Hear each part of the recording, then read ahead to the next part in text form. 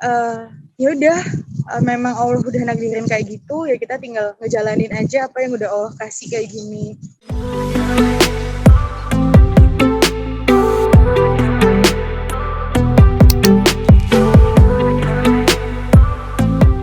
Selamat datang di Miami Podcast. Motivasi di kala pandemi. Podcastnya kelompok 66 KKNDR Winsa 2021. Aku Dinda Arishabina akan menemani kalian semua pada pagi hari ini untuk ngobrol-ngobrol santai dan sharing seputar pengalaman alumni pasien COVID-19. Nah, pasti pada penasaran kan gimana sih kisah mereka dan perjuangannya untuk lekas pulih dari serangan virus ini. Hari ini kita kedatangan narasumber luar biasa, Kak Radia Fariza Widodo atau biasa dipanggil dengan Kak Risa.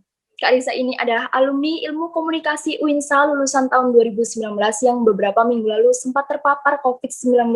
Ya, langsung aja kita sapa nih. Halo Kak Risa. Halo Brina. Halo, gimana Kak? Halo kabarnya? Semuanya. Alhamdulillah udah sehat, udah lebih baik. Ini lagi kerja ya Kak? Iya, aku lagi kerja dan ini udah jam-jam istirahat sih. Lagi sibuk apa aja nih Kak? Selain kerja mungkin aku lagi bantuin doi ya. Bisnis desain arsiteknya itu aja sih. Ya, alhamdulillah. Berarti masih ada kesibukan lain selain itu ya buat ngisi Pak.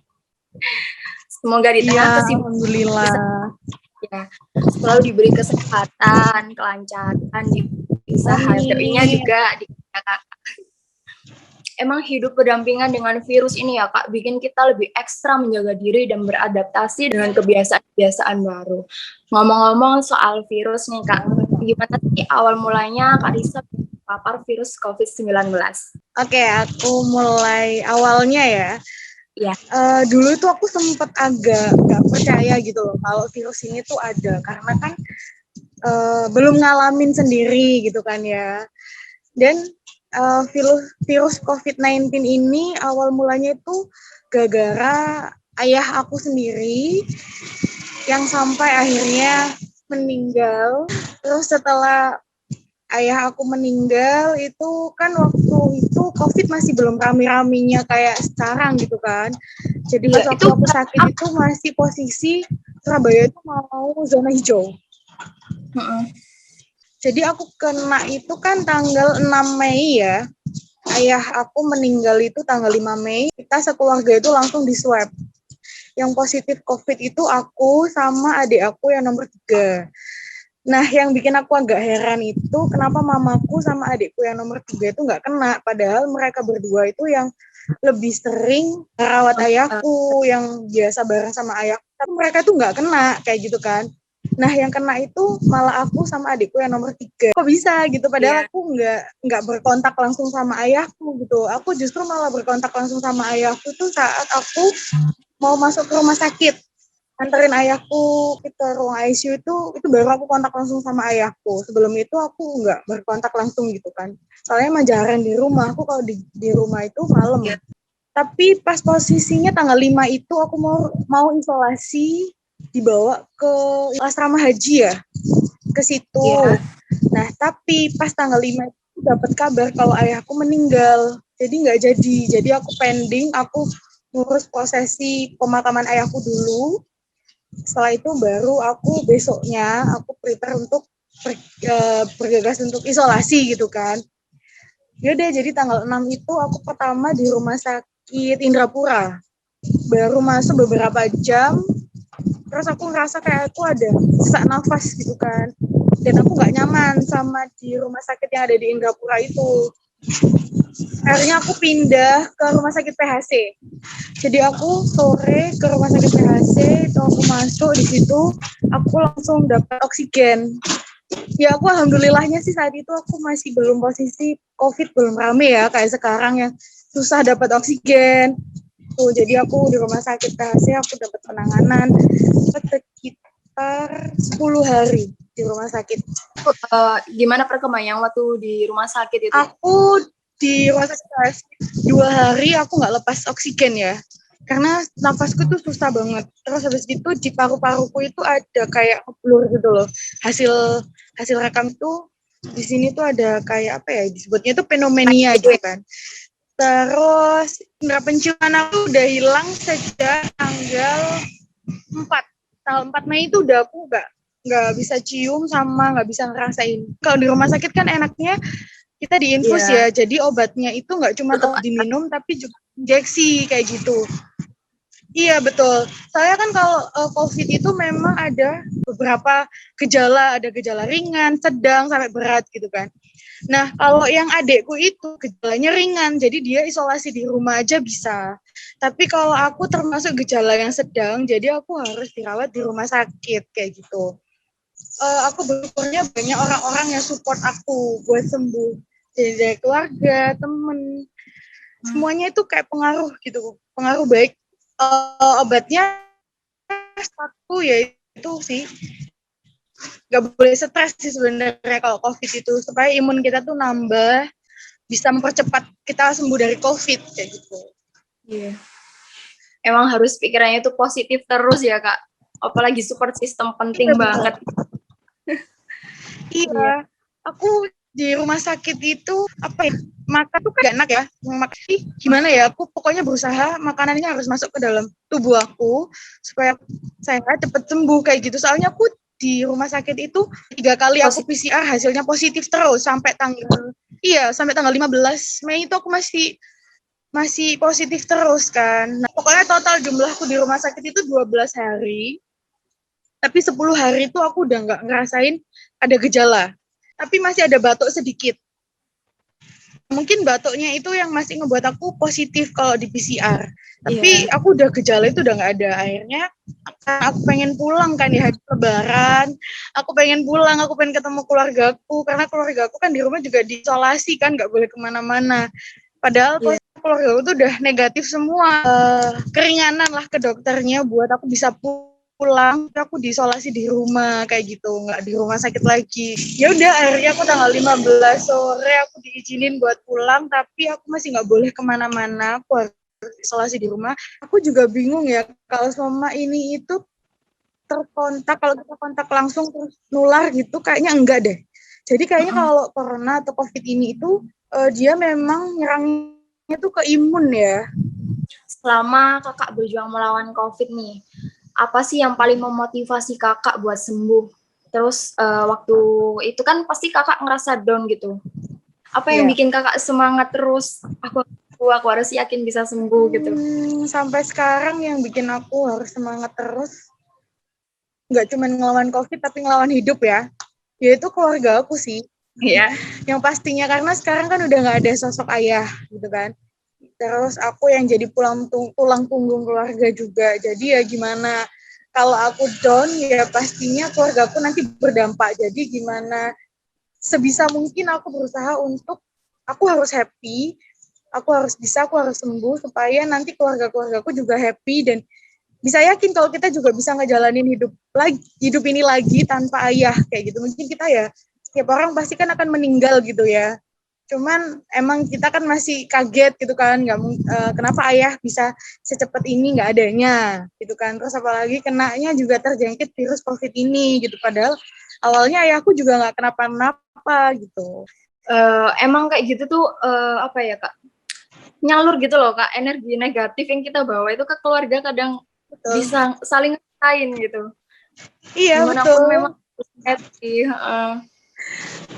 Sampai sekarang kalau dibilang aku happy ya happy, sedih ya sedih. Ya nggak ada kan ya orang yang apa ya ditinggal sama ayahnya itu nggak kepikiran gitu kan. Tapi ya itu tadi aku belajar untuk realistis gitu kan.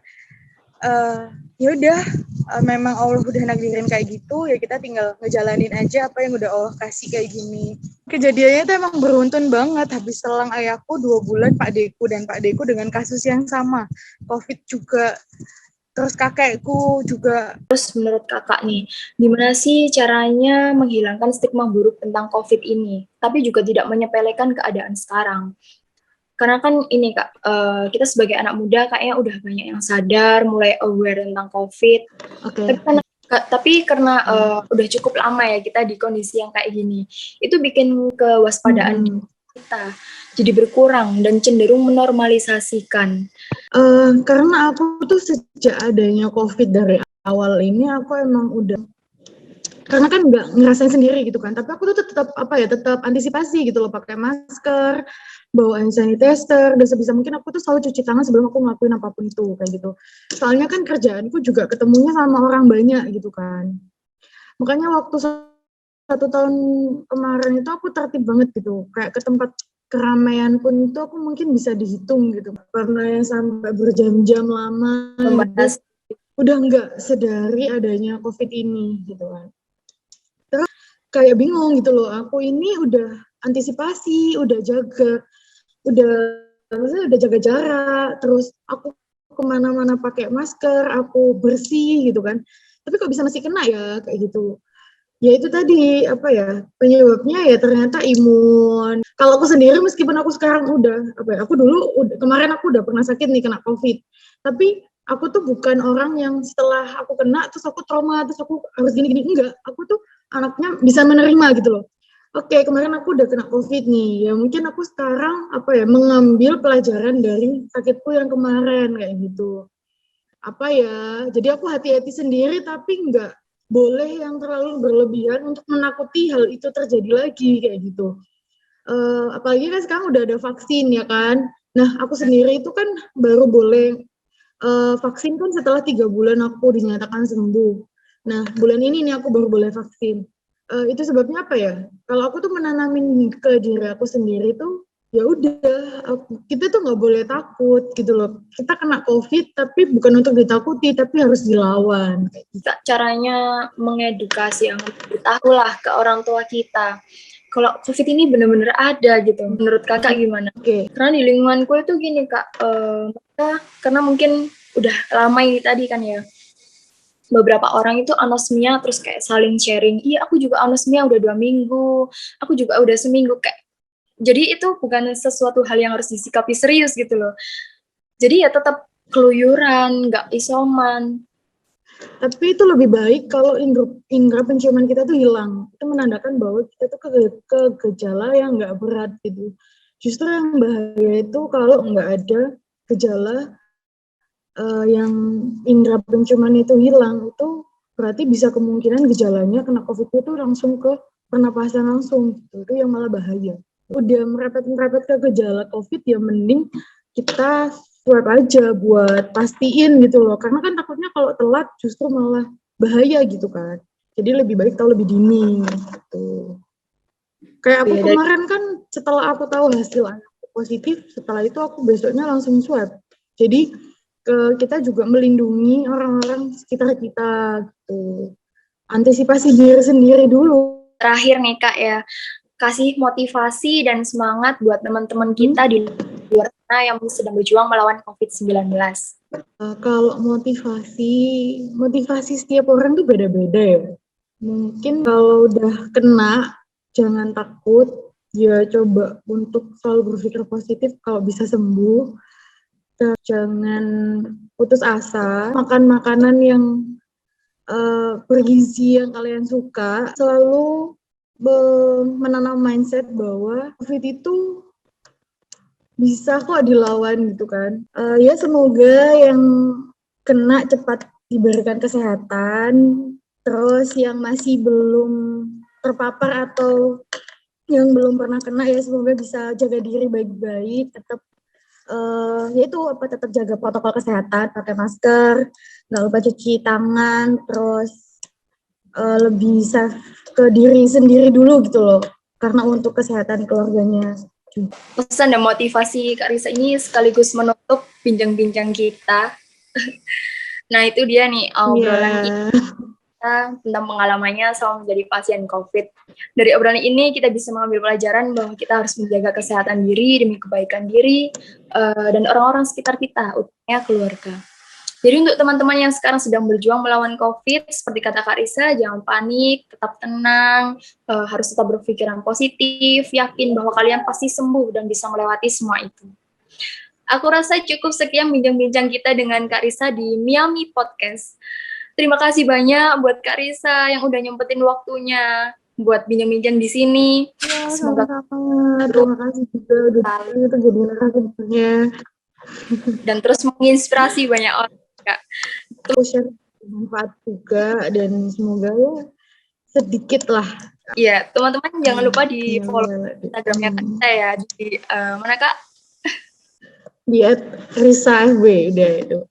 Jangan lupa juga ya teman-teman follow akun media KKN kami di Instagram @kkndr.uyensa66 dan kanal YouTube kami KKNDR66 Official untuk mendapatkan info-info terbaru dari kami atau seputar pola hidup sehat dan produktif di masa pandemi. Maaf ya teman-teman, sepertinya Kak Risa terkendala oleh sinyal. Sekaligus aku tutup, aku Brina dan Kak Risa selaku narasumber hebat hari ini, kita pamit undur diri. Terima kasih yang sudah menonton podcast ini, sampai jumpa.